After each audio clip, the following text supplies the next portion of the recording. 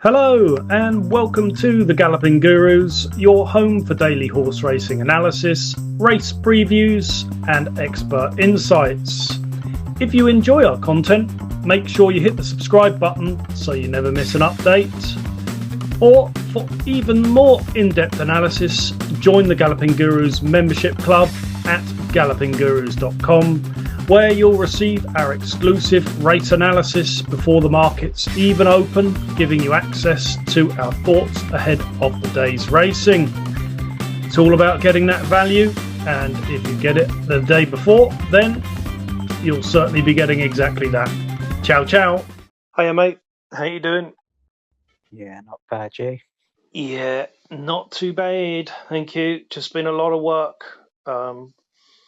A lot of sifting through, and well, I have come out with a few, but a few of the meetings got zero. So, have you? What about today? Have you played anything today? Not yet. No, not yet. No. No, have you? Well, I haven't yet, but I wanted to, but the prices are rather disappearing. Obviously, in the amateur riders race, there the Mark Rymore horse is now 4s into 9-4, which is a little bit annoying. Yeah, have you seen that Reanchor as well that I mentioned in the 759? It's the Martin Dunn horse. Okay, it's been absolutely launched. It has 22s into 11-2. I did think it was a little bit interesting. Stepped up in trip, Gianni on.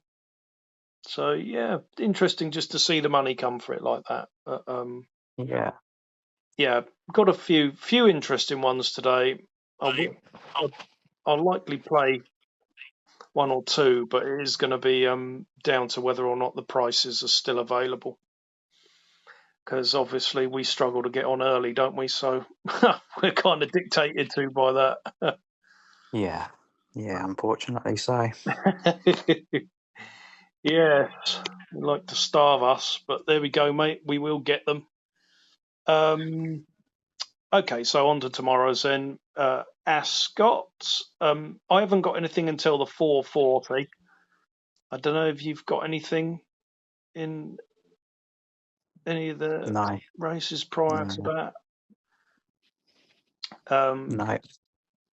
Okie dokie. So obviously, last time out we put up Mr. Writer, didn't we? When he won at Leicester, and I think we were both pretty impressed by the fact that he managed to win the race actually, because Cashbox rather got away from them, didn't he? And we were both sort Yeah, of he did. saying, Yeah, I think he did well. He almost sort of seemed like he sort of quickened twice yeah, to win that race, and yeah, I thought it was quite impressive. I thought probably a bigger field would suit him, which he gets here. Strong pace should suit him, which there's every chance it could be with King of War, HK Lales, one or two others in there. Havana Blue was prominent last time. yeah, So it could be set up nicely for him, really. yeah. I agree with that absolutely. And normally, when you see a horse do that, i.e., quicken twice, they've quickened to get to the horse and then had to quicken again to get past it. And he's made up a lot of ground just to get to Cashbox, didn't he? Yeah, And yeah, you kind of think to yourself at that point, a £4 penalty is probably slightly lenient. Now he is yeah, forecast to be 7-2, which I think would be a fair enough price. But I have a sneaking suspicion that the nasty bookies are going to open it up a bit shorter than that. yeah. There's every chance, isn't there? So it will all be down to price. But what do you reckon? If it was 3-1 or bigger? Yeah, possibly. Yeah, It is short enough, isn't it? Ideally, I'd like it a little bit bigger, but I do think on that, We all want I, that. yeah. I mean, I can see him definitely travelling well into the race, Yeah. getting cover, and arguably being last off the bridle here. I mean, how many others in there have the improvement potential in the race? I mean, you've got Wheeled, which is a 3-year-old, which has basically been pretty rubbish. Illy's Rue, I was suitably impressed by his win last time out, but that was over a mile, and he was scrubbed along out the back over the mile. I think that the likelihood is I'd be a bit more interested in him when they go back up in trip with him. So other than that, there's no other 3-year-olds in there that you're thinking, oh, that's going to improve. No, there isn't. I think you said that you had a small fancy for Gallant as well, didn't you? Yeah, I do think he's interesting. I do, at a price, because he's forecast to be 12-1. It's a huge price. He's not had the rub of the green this year. The last 2 runs, he's not got a run. And yeah, he's been dropped £4 for that, which is, fairly fair, or £3 for that. I think it's pretty fair. The race that he finished 7th in there is working out very well behind Anastasi. We're kind of almost following that form at the moment because there's quite a few of the horses coming out and running, and they all seem to be running quite well, don't they? But Gallant didn't get a clear run there, and would have certainly been closer. And he's now £2 lower for that run. So he would be, if he's 12-1, a small play at a value price. I obviously think that Mr. Writer is the main one in there, but Gallant for me is interesting at a forecast price of 12-1, and he might well be that. So yeah, I think I am quite keen on certainly watching Mr. Writer throughout the race. He's a horse who I think has always been capable of better than he's actually delivered, and just wonder if that Leicester race has maybe helped him turn a little corner there. Yeah. And now you can see the potential he's always sort of had. Yeah. I could definitely see him travelling, getting cover, sort of weaving his way through. Yeah, I think so. And maybe being produced in the final sort of furlong and a half. Yeah. I'd say I would have thought that Havana Blue will be right up there, having been second over the course and distance last time. Yeah. So I would have thought there'll be a target to aim at. I suspect that'll run okay, but being beat by Lunario last time, I'm not sure. I'd be struggling to see that. Yeah. Put it this way, if the old Lunario was in here, he wouldn't be in my first 7 choices, that's for sure. No. And he got a £3 penalty for that, the Havana Blue. Yeah. And you sort of sit there and you think to yourself, okay, and now you're going to be taking on a horse with potential like Mr. Writer. And Gallant's actually well handicapped now. And he is going to have pace pressure. HQ Lales should hopefully be taking him on. Yeah. King of War should hopefully be taking him on. Yeah. So it'll be rather nice to see 3 front runners going really quick. And absolutely, yeah. Mr. Writer coming through on the snaff, and Gallant, I would think will probably be coming through too, but whether or not he's got enough to hold Mr. Writer, obviously he's giving away weight for age to Mr. Writer, and that's where the sticking point comes, isn't it? If they were all 4-year-olds, you might be a little bit more interested in Gallant, but that isn't the way it is, and he is receiving weight. Mr. Reiter is receiving weight from Gallant, so I can see why Mr. Reiter would potentially be favourite, and I'm sure he will be. Yeah, if he goes below 3-1, you'd probably have to leave him, wouldn't you? Yeah, and just watch. But if you wanted to have a value play, then I think Gallant probably would be the value at 12-1, or double figures, 10-1 and above. But I think ultimately, if we were asked, we had to play something in there, it would be Mr. Reiter, wouldn't it? Yeah, I think so. For me, yeah, for sure. Like you said, maybe Gallant each way. Probably be staying on, suited by the stiff finish. Yeah. So there we go. They're the two interests in there, really. And then we're off to the 512. Yeah. And I think we're both interested in the same horse in here at potential prices. I think we probably are. Yeah. So you lead the way then, mate. Which one did you like? Well, Lady Roxby. Yeah. For me. Yeah. That's what I think too. Although a lot of her recent runs are over 6 furlongs, I think she's equally effective over 5. So a stiff 5 will be, I think, might be ideal for her as well.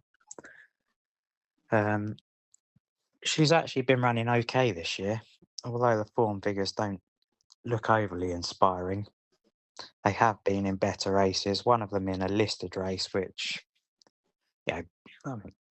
no disrespect, but she had no chance in, and still finished mid-div. So that wasn't terrible. She's got form on quick ground. And yeah, I think she's got a little bit of a class edge over a lot of these. Yeah. I mean, I've written a little spiel out for her, really, and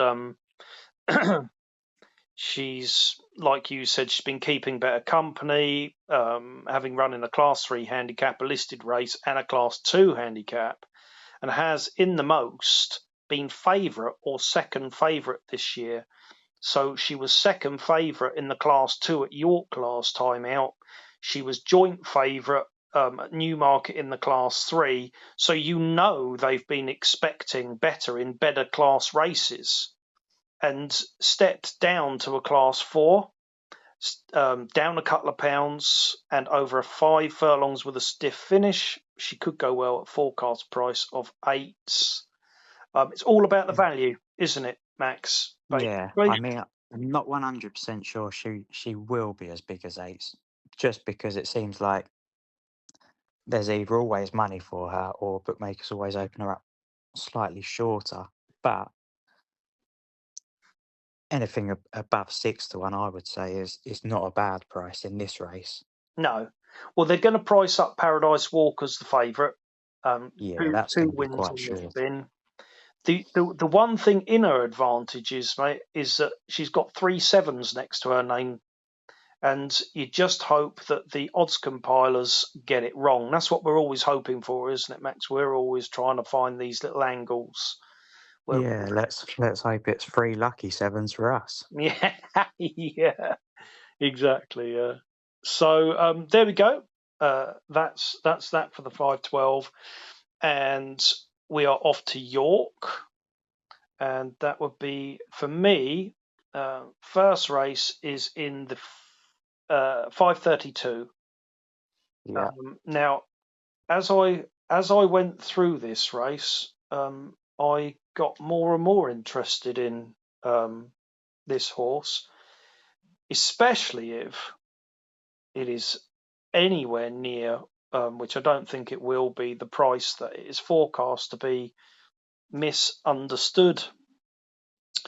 Could be interesting in a 0-80, having travelled very strongly over 6 furlongs of air, and seemingly the jockey could have done better, but down another £2, having started the season off a marker 90 and now off 81, having moved over from France. And Danny Tudhope is booked. It's not the first time he caught the eye either. As at Doncaster, he was finishing strongly over 6 furlongs, and up to 7 furlongs should suit, as it did in France when he won over a mile in a Group 3, and at Deauville over 7.5 furlongs. He is forecast to be 33 to 1, but I doubt that somehow, and if I could get 12s or above, I'd play small in an 18-runner race, and hopefully there's a good pace to run at. Yeah, there should be, shouldn't there? There's Orn in the race. He'll go forward. Yeah. Johnny Concrete normally went sets forward over the 6 furlongs last time, didn't he? Yeah, and there's not too many races at York where you'd say they're slowly run. No. So, in an 18-runner race, you'd expect at least a few of them to be out front, wouldn't you? Yeah. It's just about it's about the price that it's forecast to be, and it was an eye-catching run last time, and down a couple of pound again for that. Danny's on. For me, it's interesting. I really hope the bookmakers get it wrong,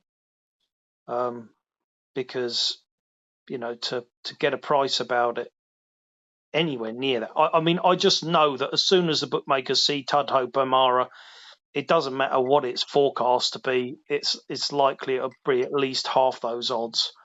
So we shall see, though. But he is very interesting for me. The one that is the obvious one in there is Alpha Capture. Would be a danger, having just failed at Doncaster by a short head in a Class 4. But his price tells us that the forecast price is 4 to 1. I don't know if you've got anything else to say about in there. Not really, no. Okay, well, Misunderstood certainly would be my interest at decent prices.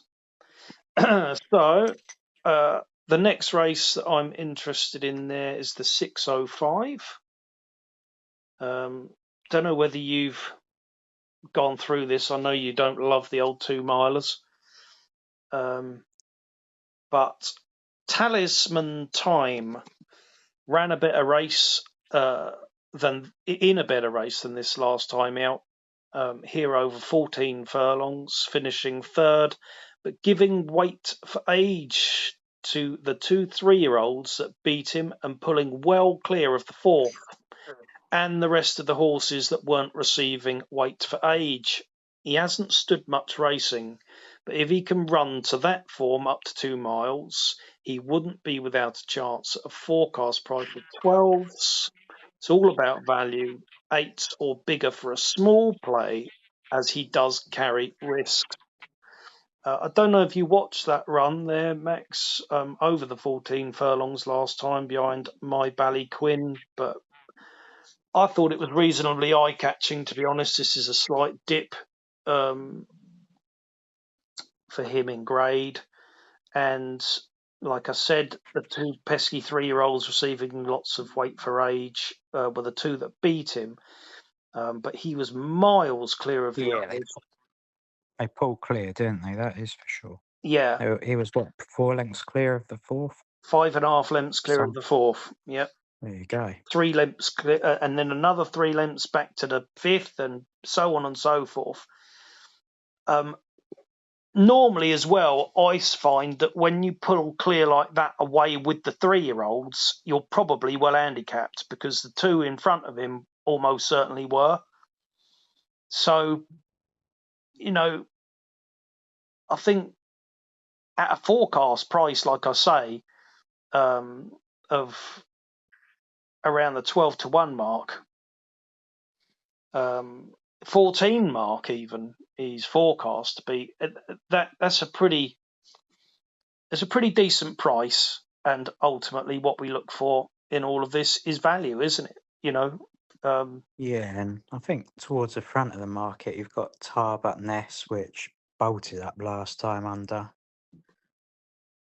under old Gina Trevor at Carlisle, didn't it?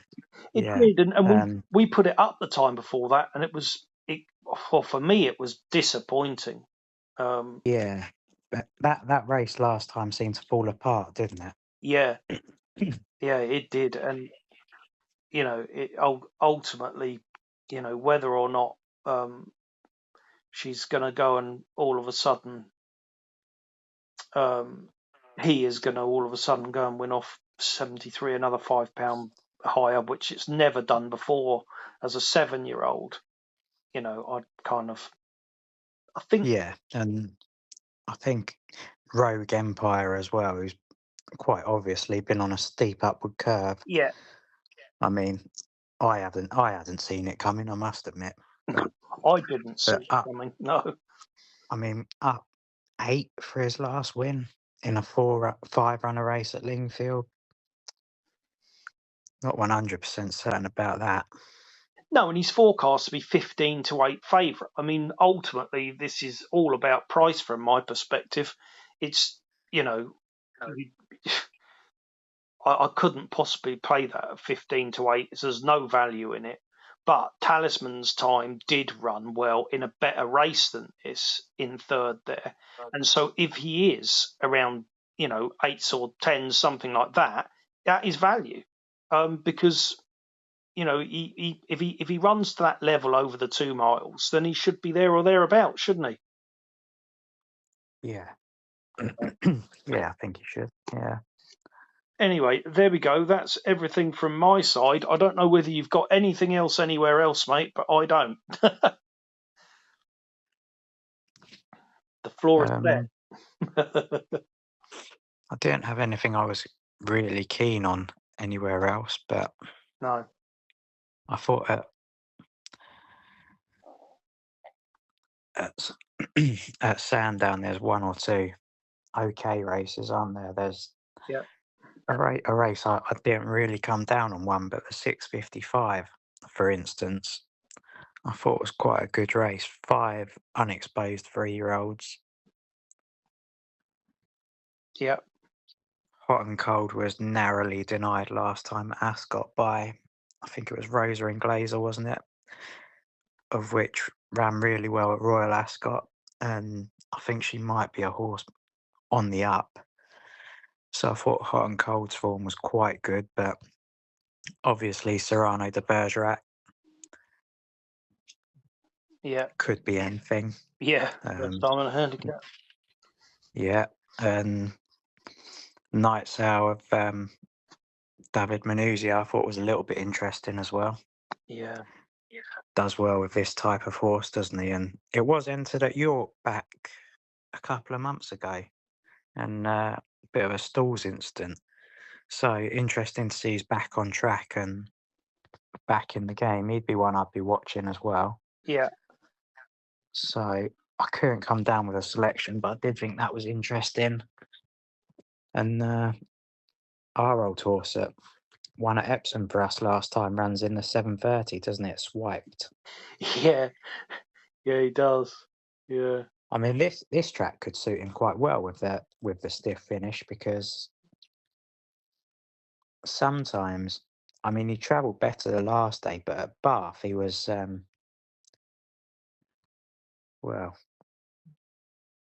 he was sort of going left and right and off the bridle. Yeah. He was sort of trying to go every way but forwards, wasn't he? Yeah. So I thought this track could suit him, but obviously there is one of my favourites in the race, in the old Winston's. Yeah.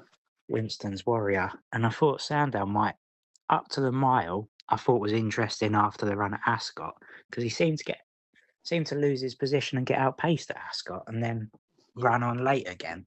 Yeah. So you would have said up to the mile would probably be what he wants. It is a stiff mile, so I'm not sure that's exactly going to help him, but I thought it was interesting in a smallish field. Yeah. Jason Watson on, he's a big old unit, isn't he? And he might just keep galloping away up the hill. Yeah. Yeah. So again, didn't come down on one, but was pretty keen on looking at that. And then Did you have a look at Chepstow at all? I did. I went through Chepstow, mate, found nothing. I went through Thirsk, found nothing. The only thing that we were saying, we thought it was interesting that Rosser was going to Thirsk. I saw him interviewed the other day, and he said that he is going to be trying to win the Jockeys Championship. I think he's the best jockey out there, and win, lose or draw, it is always interesting if Rosser's going all the way up to Thirsk. He's not going there for nothing, that's for sure, especially when there's big meetings on. Yeah, it wouldn't be. With Ascot, Sandown, York on, I'm not sure he'd have earmarked first because his number one destination. No, but he probably thinks that's the place he's going to get the winners. I didn't come down on anything there, but I'm fully aware that he's obviously riding in the novice stakes and the nursery and things like that, and he's on. I think he's on forecast to be quite a few of the favourites there, so he obviously thinks he's going to go and ride a few winners. But I had nothing at Chepstow. Nothing. I'll tell you one thing: I wish Rosser was on Ricardo Phillips. Yeah, ridiculous. Absolutely. Honestly, he was so weak in the finish there. I reckon Rosser would have won that by a length. You know what I mean? He was very, very weak. So yeah, it was very, very gutting. That's for sure. I think, as you know, I think we were both roughly eating dinner at the time, and I'm not sure that went down too well. No, the food didn't taste the same after that, to be honest. No, left a bit of a sour taste in my mouth, I must admit. Yeah, I had to put mine down. Probably for the best, I think. Or you'd probably have been seeing it again after that. Well, yeah. Rob would have been wearing it if I could have got it to him. There we go. The one thing I was going to say about Chepstow, going back to that, last race of the day, mile 2. Yeah. I did think that Fozzie Osborne was a little bit interesting. Yeah. Don't know if you watched the last run, but it was behind a horse you fancied of Owen Burrows, I believe. Yeah, that's it. Mr. Tony. Yeah. Yeah. And it was staying on all the way to the line. That was its first run in a handicap. It goes up 2 furlongs. Joe Levy, I think, rode it that day and keeps the ride. Yeah. Bearing in mind, I mean, this isn't a particularly good race. I don't think there's any Burrows lurker in there. No, Amethyst in 4th and won for us yesterday. Oh no, when did it win for us? Day before yesterday. Oh yeah. So it's Frank the form there, mate. I didn't think there was too many to beat in the race. Really, there's quite a few horses we know and have seen a lot. Yeah. And they don't necessarily. They're not well acquainted with the winner's enclosure. So I thought this horse, having had just the 4 runs, up in trip, Joe Levy rides, I thought was pretty interesting. One I'd be taking a look at if it was a reasonable price. Yeah.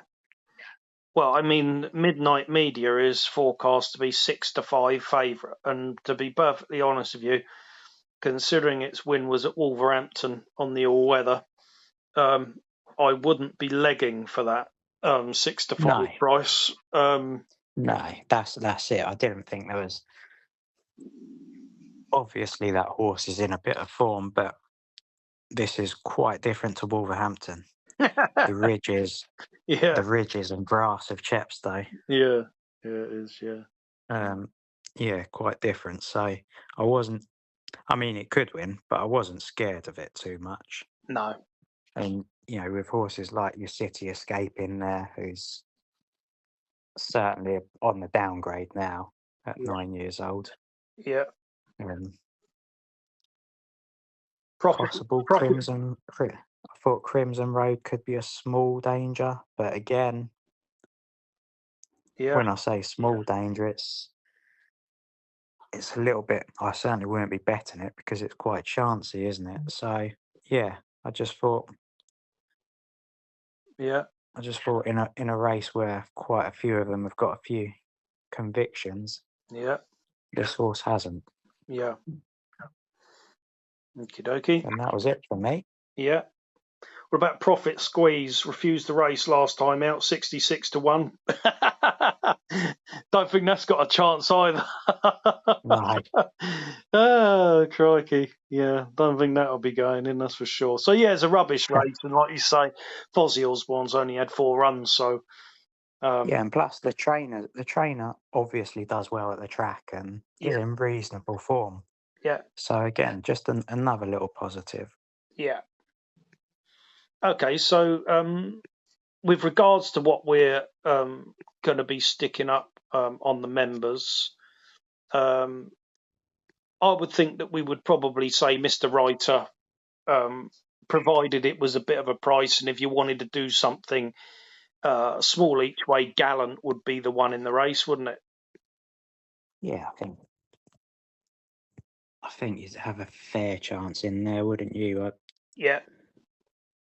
There's not loads and loads you'd be scared of in there.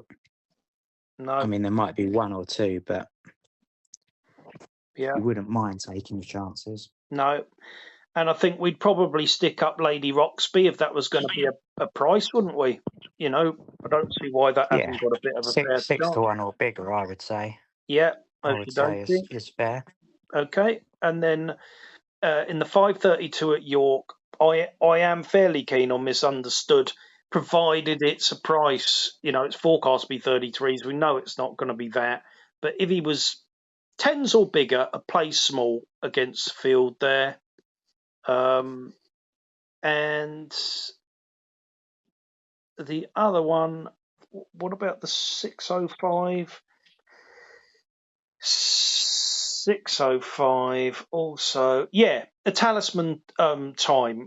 That's, you know, that is forecast to be a decent price as well. I don't see why we wouldn't stick that out there if it was forecast to be 14s, if it was around the 8-1 or bigger. I think you take a small chance. Most of the horses in there, mate, are in the 60s. I mean, you know, this is a very different race to what Talisman Time ran in last time. So, it's got a small chance. It's up 2 furlongs. You're taking the chance he's going to get that trip, but he doesn't have any pesky 3-year-olds in here to give away weight to. So, you know, no, he is a bit of a horse where he does either run really well, or he throws in an absolute stinker, doesn't he? So so it's all about if he's on his A game. Okay, so that just about wraps everything up for today. Thanks for listening to today's analysis. If you found it useful, don't forget to like, subscribe, and turn on the notifications so you never miss our daily race previews. For our exclusive early analysis before the markets open, visit gallopinggurus.com and become a member today. We mostly rely on people's kindness to donate for our hard work, so if you feel like you got something out of our analysis or out of our content, please don't hesitate to go to the gallopinggurus.com website and hit that donate button. No matter how big or small, we appreciate your support. Be lucky, everyone. Enjoy the racing, and we'll see you in the next one. Ciao, ciao for now.